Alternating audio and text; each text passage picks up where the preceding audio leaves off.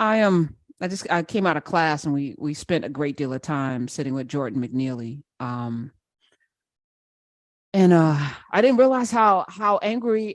Now this is an anger, but I feel the same anger with the young lady who pulled into the wrong driveway. I feel the same anger with the folk that were shopping in Buffalo, to the children in Florida, Parkland, Uvalde, Texas, in Connecticut, the 6-year-olds. I feel anger about the depravity that people, just the cavalier way in which people take people's lives, and then the equally cavalier way in which people cheerlead people who kill people.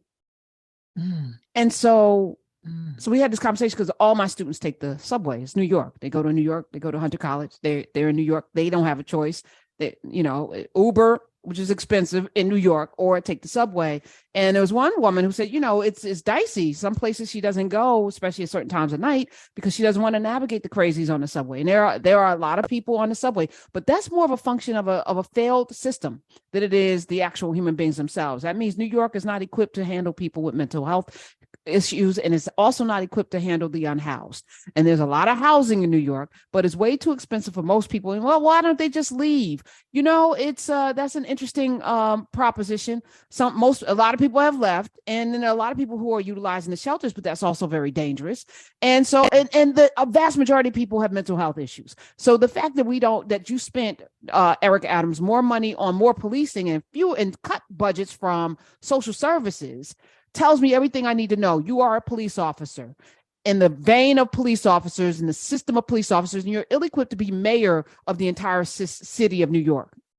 Mm-hmm. Now, Jordan McNeely was a young man who was 30 years old, who was on the subway, and he was getting loud and belligerent and many reports. And he said he was hungry and thirsty.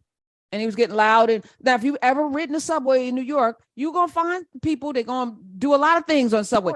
Can I get your attention? They're going to ask you for money. It may be loud. It may be even aggressive. New Yorkers are used to it. And the fact that there are millions of people every day that get on the subways in New York without incident tells you something about the steely way in which New Yorkers roll. They are amazing that they navigate these spaces every single day. All socioeconomics. Puffy was on the train with Carisha, going to Dapper Dan, going up to Harlem. They got on the subway. Okay, people ride the subway. It's the fastest way to get around. And there's very few incidents. So there was a shooting last year, and I think it was a stabbing a couple of years ago. And this gentleman, and I'm gonna call him a gentleman because, by all accounts, he could be found doing his Michael Jackson impersonations, which seem very lovely.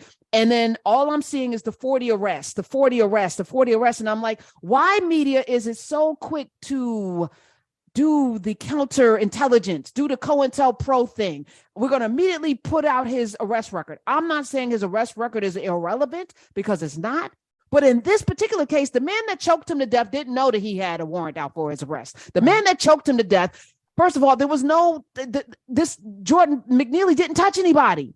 He has touched people in the past. And in that instance, we could have an argument or a conversation about, well, this was self-defense. He was standing there yelling about being hungry and thirsty. The person that took it upon himself, the 24-year-old former Marine, shout out to everybody that has served this country with distinction. I'm not sure about this one, though. But I also believe that there's a lot of people in the military and a lot of people on police forces that go in because they are bloodthirsty.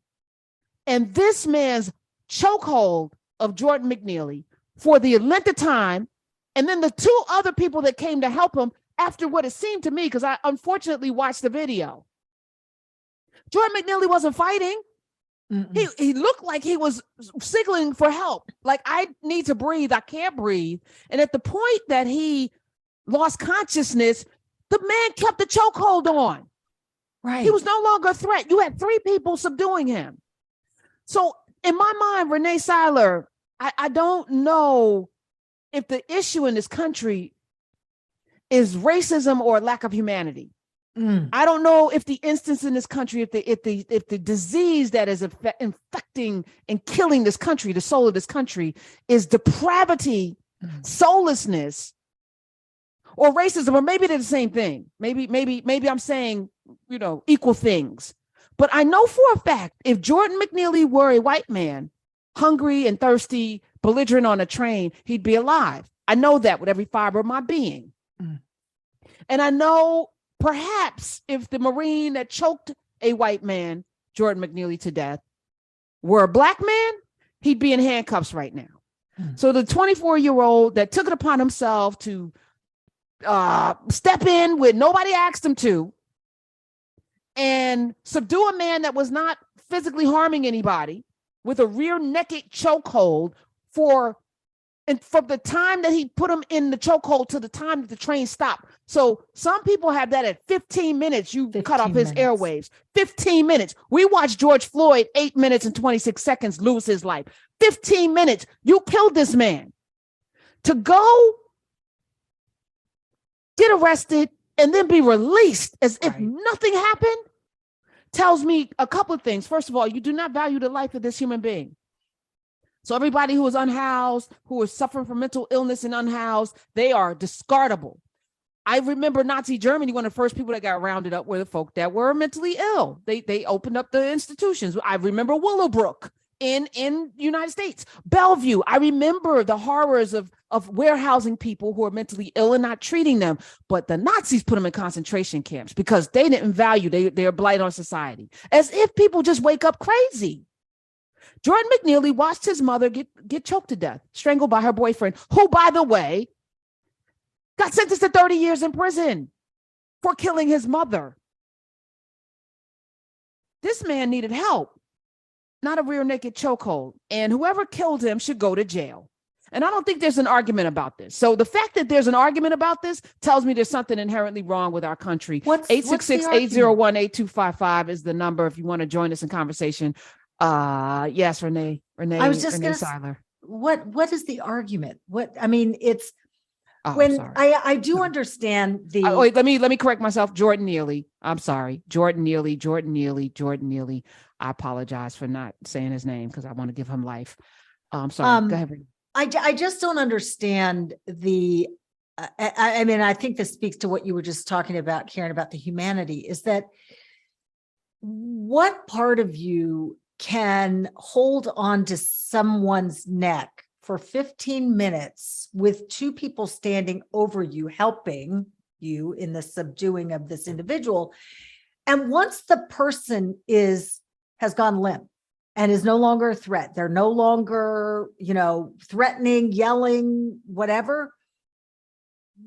What part of you is like, I have to continue on? And I felt the same with George Floyd. Like once he was on the ground and he's, it wasn't just, what's his name? I can't even think of the guy's name, the officer. It wasn't just him. There were other people. Derek Chauvin, one just Derek got Tao, whatever his name exactly. was, got convicted yesterday.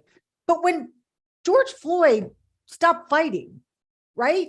Why are we continuing on? And that's the inhumanity I think you're talking about, Karen. It's like, at that point, is it that something else takes over and you're just so enraged and how dare you fight back against me? Which I think speaks to kind of some of the things you were just talking about. So I'm horrified. I like you, I take the subway all the time. Well, let me be clear. I don't take the subway. No. Okay, well, I take the subway. I do not take the subway. I want to be very clear about that. I do take the subway, and because I did, and even back when I was had that big morning TV job, it was just faster. It was faster. It was easier. It was, and for the most part, you have people, like you said, people are performing and they're doing stuff for money and whatever, but most New Yorkers just ignore that stuff. Or you give them $1 and you keep it moving. But where was he such a threat that this 24-year-old Marine felt like, I need to eradicate this? What happened there? I think Fucker Carlson lent a peek into the mind frame of a lot of people in this country. There's a bloodlust.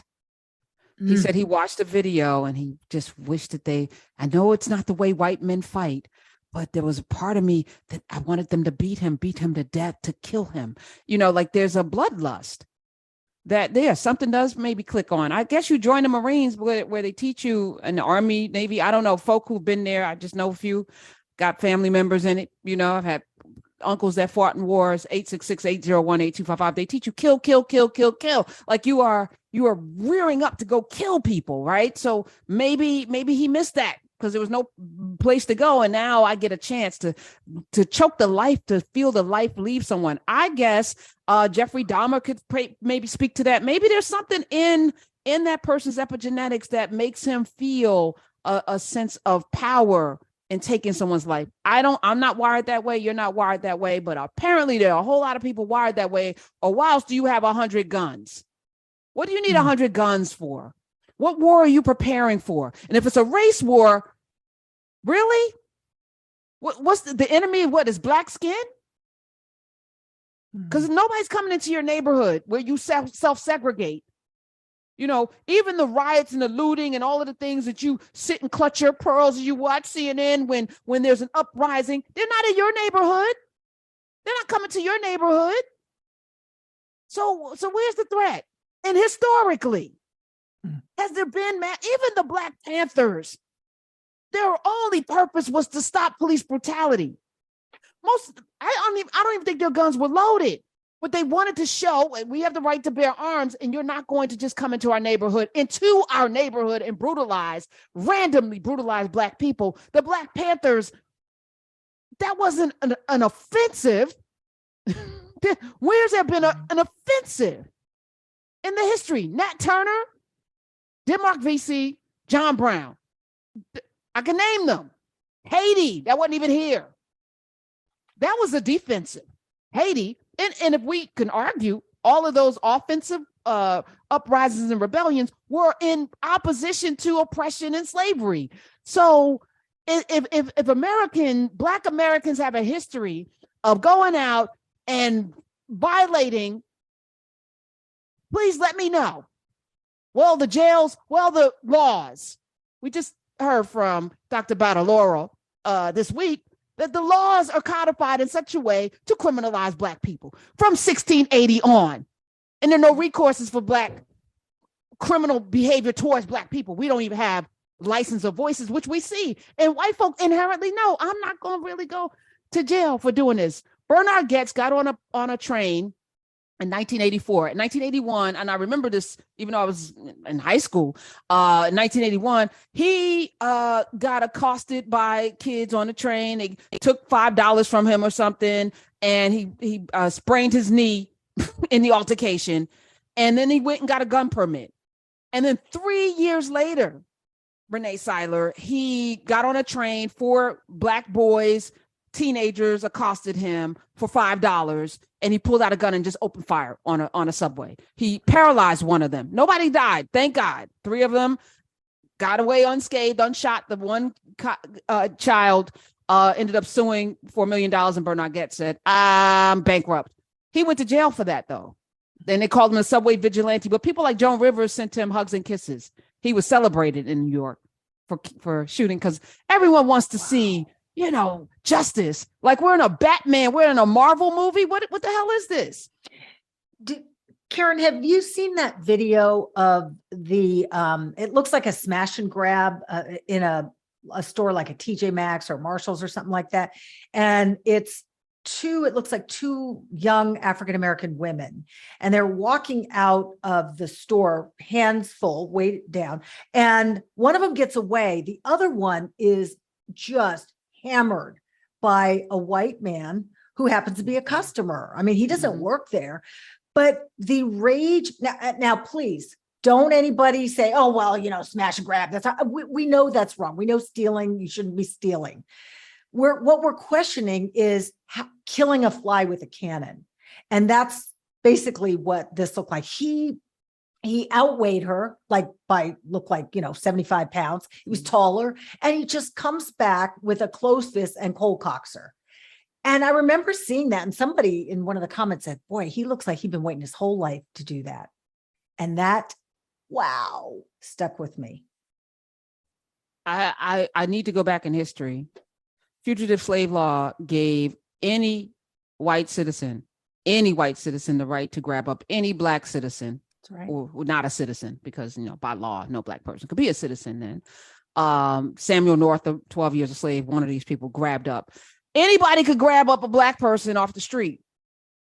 So I feel like we have given license to deputizing white folk, which is where it's headed to me. It feels like, with all of the arming up, the ratcheting up of guns, the allowance of guns, you are deputizing people to go out and become paramilitary, right? So everyone feels like this person on the subway felt like he had the right to step in. Nobody, you're not, no. And that man in the store felt deputized.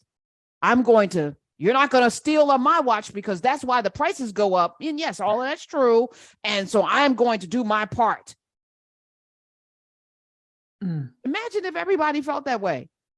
I can't imagine myself in that role, like seeing that. I can't imagine saying it's my job to stop this, and I'm gonna stop this by beating the hell out of somebody. Or I don't see that. And is that because I'm a woman? Is that because I'm a black woman? Is that what probably conditioned. I'm somebody that will, if somebody throws something out the window or drops something on the floor, I'll be, excuse me, you just dropped that. Like I'm that person in my neighborhood. You can't litter in my neighborhood if I'm on my watch. Please, can you please pick that up? Thank you. Like I'll be nice and pleasant, but yes. And I guess I was thinking about if I were in the store and some young people, I don't know. I feel, and it's probably why I shouldn't be out there in the streets, but I do feel a responsibility to young people to at least provide a source of wisdom. I would never want to put my hands on them, but I would say, is this the best use of your genius, young lady? Really? Is this what we're doing? How's this going to end for you? Like I would have a conversation, but I feel in community with these children. Like I don't see them as others, which I feel like you can't possibly see Jordan Neely as a human being and do that to him. And you can't possibly see Jordan Neely as a human being and celebrate the taking of his life. He didn't just die, New York Times. He was murdered. And Eric Adams, you are really not equipped to be mayor of New York. He went out and was chastising people for calling it a murder, for calling it a killing. And then the medical examiner today called it a homicide. And you had to go on TV with Abby Phillips and acknowledge that. But dude, is the police that much in your veins? And I know you were trying to do good work with 100 Blacks in law enforcement who care. You need to remember why you started that organization with Mark Claxton. And show some humanity, because you're the mayor of all of New York, including the people who are unhoused and unhealthy. This guy, law and order my ass.